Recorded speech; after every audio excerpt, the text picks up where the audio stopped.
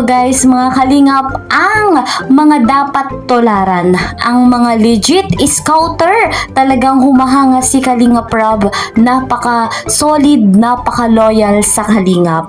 Ating panoorin at saksihan ang videong ito, pero bago tayo magpatuloy, good morning, good morning, good morning, good evening sa inyong lahat. Ayan, hindi na nga po natin patatagalin pa, saksihan natin ang pahayag ni Kalingap Rob. Ayan, huwag niyo panoorin kasi, sabi dito. Tularan kasi si Kuya Tata, focus sa charity. Ayan, oo.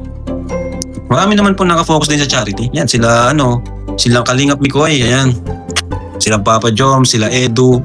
Tutuwa nga ako kasi maganda tong nangyari din. Di ba, yung nagkanya-kanya muna kami, kasama ko mga beneficiaries.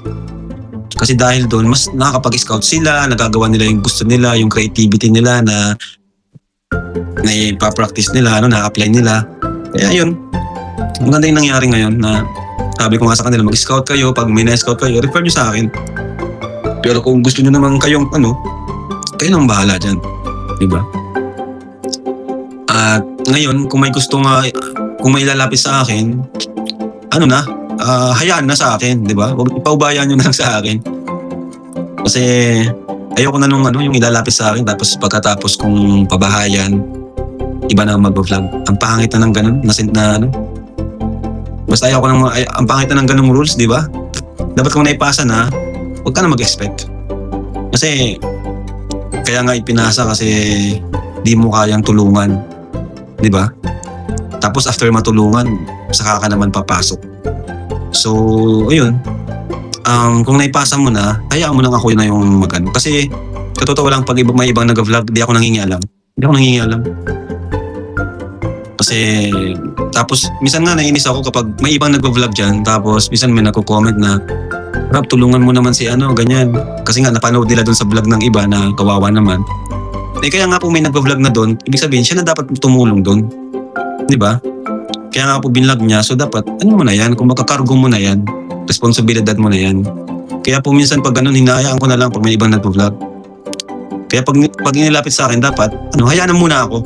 Maliban na lang ako mismo nagsabi na ako, ikaw na magbahala sa kanya ha, ikaw na bahala dyan, alagaan mo yan. Diba? Kaya, ayun. Kung may naka-scout tapos inilapit sa akin, hayaan na muna ako. Hayaan na muna ako mag-vlog.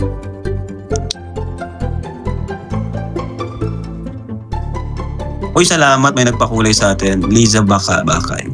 Salamat po. Dapat gaya nila si Boss Eds, di na nakialam sa mga scout niya. Ayun, si Edu, si Supermac, di ba? Marami ang na-scout na nag-viral, pero hinayaan na lang ako. Kasi pag may ibang vlogger na pumapasok talaga, doon nagmumula yung mga issue. Minsan ginagawan pa ng issue. Di ba? Kahit hindi naman sobrang issue. May mga clickbait. Parang ganun. Tapos, ang mangyayari sa akin na naman yung sisi. Ganun. Sa amin na naman ni Kuya Bal yung sisi. Kaya, sana naman, respeto.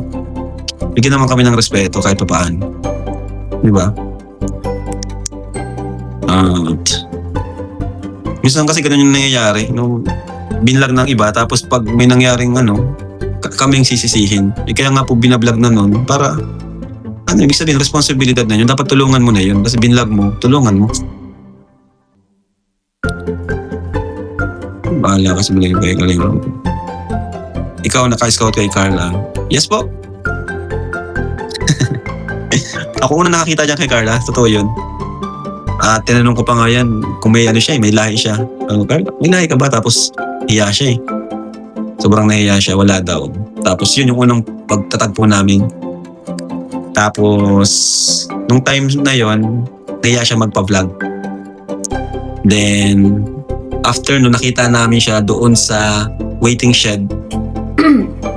So guys, mga kalingap, bago tayo magpatuloy, na shoutout sa mga nagmamarathon ng aking vlog, shoutout sa buong team Kalingap, shoutout din sa mga kasamahan ko sa Karepa, Kalingap Reactor Partner, and of course, shoutout kay Kuya Val, Ate Edna, Kalingap Rob, Madam Jackie Tapia.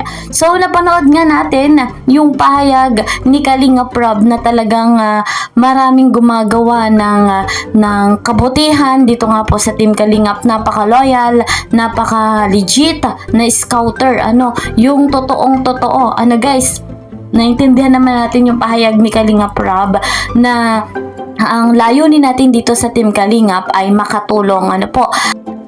So ayun guys, mga Kalingap, pinangalanan ni Kalingap Rob kung sino-sino yung talagang mga legit na scouter.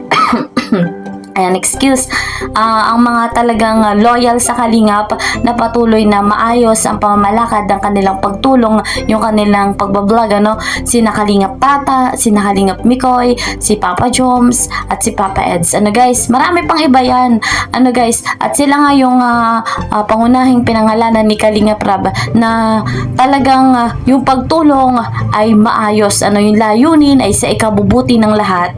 At alam natin na pagdating nga po sa pagtulong, buong puso. Ayan, talagang solid na team Kalingap. At binigyan linaw din ni Kalingap Rob yung patungkol sa kung ipinasa nga daw po sa kanya yung isang beneficiary, ay hayaan na lang po na si Kalingap Rob, guys, ang magtulong doon, ang mag-vlog doon, dahil ibinigay na nga po yung beneficiary. So alam naman natin, pagdating sa social media, hindi maiwasan yung pambabash. Kaya naman si Kalingap Rob talagang maayos yung kanyang pamamalakad sa Team Kalingap, maayos niya na tinutulungan yung dapat tulungan. Guys, so patuloy pa nating susuportahan si Kalingap Rob. Batid natin yung layunin nga po ng Team Kalingap na sa ganun nga ay maraming beneficiary, maraming pabahay, maraming scholarship ang matulungan. So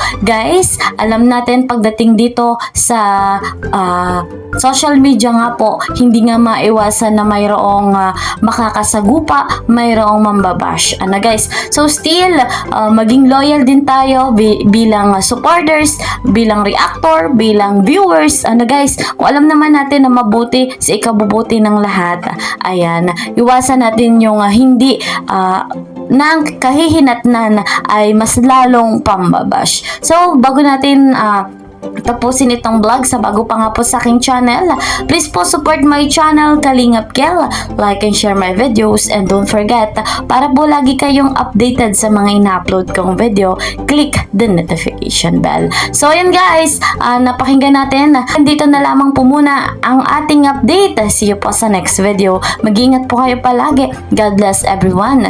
God bless Team Kalingap. Bye bye.